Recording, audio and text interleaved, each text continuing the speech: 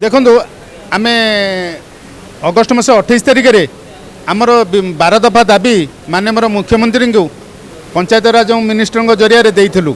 दीर्घ 25 दिन है आम अंधकार रहीचु। आमको किसी कैबिनेट रे आलोचना कले करेंगे जो प्रतिश्रुति देते करिसेंति कि न करिसेंति एपर्यंत आमको अंधकार रहीचु।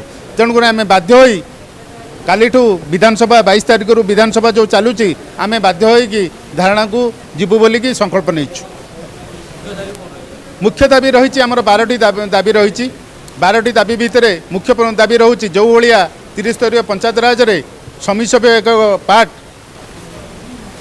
से सरपंच जो भाया व्यवस्था रे फुलफिल करुच्ची लोक मान समस्या फुलफिल करुच्ची। समिति सभ्यर किसी ना समिति सभ्यर गोटे ऑफिस गृह ना जदि लोक मानकर किसी अभियोग शुणापी से बसब कौटी कौटी लोक मैंने देखा करेंगे। जो अनारियम पाँच सेटा को बहुत कम अनारियम भी बढ़ाया चाहूँ।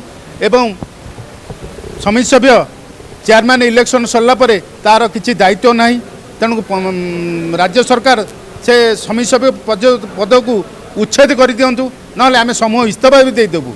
कहीं रही पदरे आमको तो किसी कार्य करें लोक मान समस्या किसी बुझीपर ताले पद रहीकि लाभ कौन। आम बाध्य होगी आम 22 तारिख रु आंदोलन करूँ। पत्र माध्यम सरकार को देचु एवं पत्र रखीचु। जदि कहे मुझे पाखे सम्मुख भाव में पढ़ी दूँ। आम 12 दफा दाबी अच्छी एक सरपंच भली समस्त प्रमाणपत्र एवं रेकर्डर समिति सभ्य स्वाक्षर रहीबार व्यवस्था करा जाऊ। एटा भी गोटे प्रथम दाबी। द्वितीय दाबी है प्रति पंचायत रे समिति सभ्य सभ्या मानक पई एक ऑफिस गृह निर्माण। तृतीय है ग्राम पंचायत समस्त बैठक रे समिति सभ्य सदस्य सदस्यांकर जुग्म स्वाक्षर रहीबार भी व्यवस्था। 4 रे एनआरएस काम से कार्य स्वच्छता कि से सरपंच साथी आमर भी समिति सभ्य मानकर सभ्यांकर स्वाक्षर। 5 रहा पंचायत राज विभाग पंचायत समिति को आसीथिबा उन्नयनमूलक कार्यर केते सब टंका मेंबर मान द्वारा करा जाउछि से सब आमको सामिल करा जाऊ। एवं समिति सभ्य पांठी वार्षिक 20 लाख को वृद्धि करा जाऊ।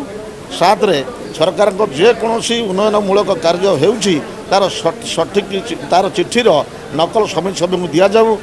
8 है समिति सभ्यंकर बैठक रे समिति सभ्य माने ही केवल स्थायी सदस्य रहिबा दरकार और अन्य अनास्था प्रस्ताव भोट रे व्यतीत समिति सभ्य माने भोट देवार अधिकार रहिबा दरकार। 9 है आमर ग्राम पंचायत समिति रे हेउथिबा समस्त बैठक को समिति सभ्य सभ्या मानक बाध्यतामूलक भाव डकरा जाऊ।